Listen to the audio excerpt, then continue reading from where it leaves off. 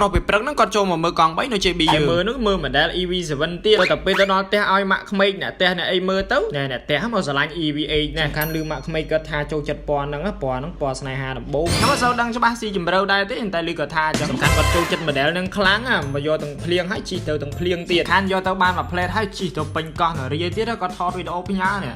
មកដល់ទូតពូងបានសាកថ្មបានតែ2ម៉ោងហើយលេងមកលេងកោះនរាតែគោមកលេងកោះនរាទីតាមផ្លូវមកពីទូតពូងមកមានគេទូ2នាក់មកឈប់កន្លែងពេលស្តុបចិត្តមានអីគេសួរ